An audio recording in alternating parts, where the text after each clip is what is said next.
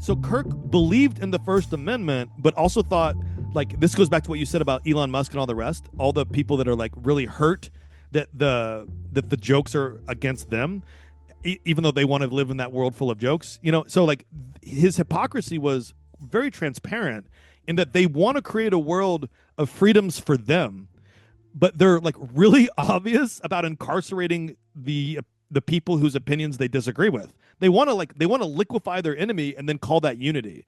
And so it's interesting why that becomes seductive. And I just had one more observation on Kirk, and then we can maybe follow this hypocrisy trail into the Supreme Court. But the observation on Kirk was, I was like, why?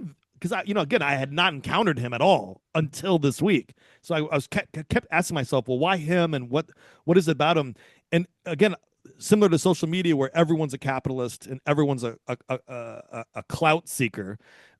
Similar to that, there's aspects of the form that I really want to pay attention to here, and one is like it's like this weird kind of oversimplified moral reasoning that depends on like an implicit Christian nationalism. But the other side of it was like him and his face and his voice and his body as like the vehicle of it. So it's one thing to be like, oh, Charlie Kirk, like a tall white male, and then when you look into the sea of people that he's attracting, the social media might highlight the women and the people of color that are agreeing and disagreeing with him, but it's a sea of white faces wherever he goes. And like part of what he seemed to be doing, and again, I'm speaking from somewhat ignorance here, but part of what he seemed to be doing was like energizing white conservatives who were under the age of 30 on college campuses. Like that seemed to be a project, and probably that was also really attractive to like middle and high school white men, especially. So like that's this Joe Rogan demographic that he's organizing into voters, and that's one reason why I think he could have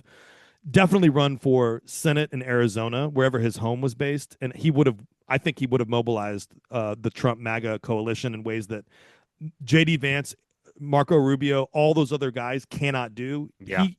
I think he easily could have done it. Agreed. So in some ways, I agree with you that what we saw was the assassination of a future presidential candidate, ultimately. Mm-hmm. But the point that I'm making is why, in terms of the why him, well, he's a pretty, like, a pretty specific face. And by what that I mean that is he looks very like boyish or impish. Yeah. Like he has a childlike face. Like, so even at the age of 31 here, when he's sitting up there with the mic, he looks like a big, like Chris Novoselic, like a real tall guy.